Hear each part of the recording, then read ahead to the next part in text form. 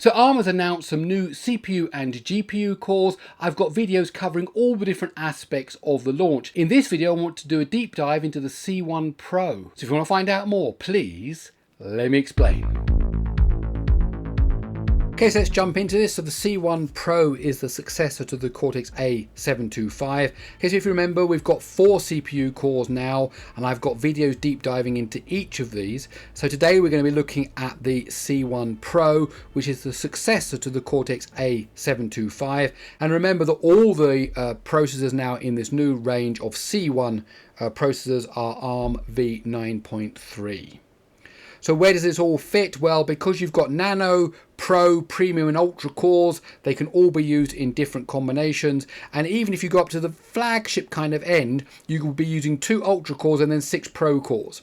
No Nano cores, for example. So this is a top end setup, and so the Pro is going to basically feature in almost any kind of SoC we see next year, even in the sub flagship category, even in the mainstream category, we're going to see the Pro. So what does the Pro offer? Well, basically in terms of performance, you're looking at a 10 to 16 increase in IPC, so at the same frequency. So if last year's chip was running at 2 point whatever gigahertz, then this year's chip, if it was running at the same gigahertz, is going to be 10 to 16% faster because it's a better designed processor. And also you could have the same performance and use less power. So, and that's basically 11 or 12% depending on the exact setup. So you could offer more efficiency while maintaining the same power as last year. So great variations available here for the SoC makers. So as I've said in other my videos, a CPU can be divided really into the front end, the core and the back end. Basically the core, the middle part, the pipeline, in terms of the way it works, the width and the way that the pipeline works is basically the same as the A725. So there's been some changes to the front end, including better prediction and throughput accuracy. There's 50% more L1 instruction TLB capacity. And one interesting thing here is that there is some efficiency improvements in that when there are hard to predict branches, where the logic just says actually there's, this is 50-50 rather than going to get this right, it really is hard, then actually it reduces the amount of speculation it uses, how much time it basically tries to work out whether it should predict the branch, because it's it's going to get it wrong. So it saves power by doing that. And we'll say, well, let's just go with whatever metric they use for maybe the simplest ballpark kind of attempt. So all of these are aimed at producing more performance and use less power.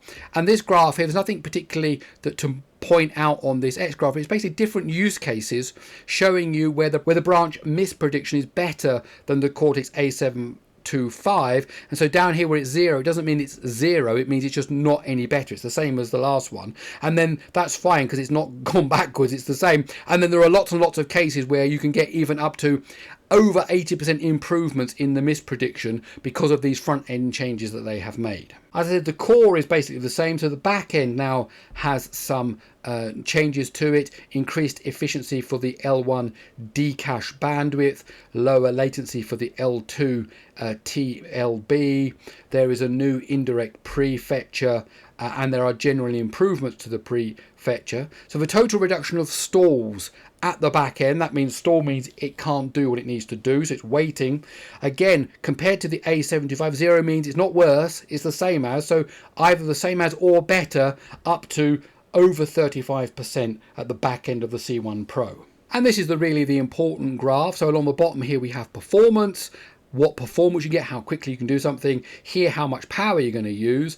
And when you want this, this is the sweet spot over here on the right hand side: less power and more performance. So you always want this graph to be lower and to the right of the previous year's graph, and we can see that's what the C1-Pro is doing. In fact, what you can see here is that you are offering up to 26% more power efficiency for the same workload. So as long as there's a gap here, and this is where the gap's biggest here, okay, you're going to be using less power for the same performance.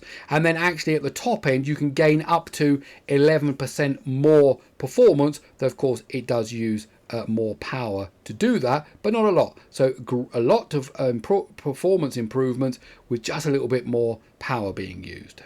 It's also worth noting there's an area optimized variant of the C1-Pro.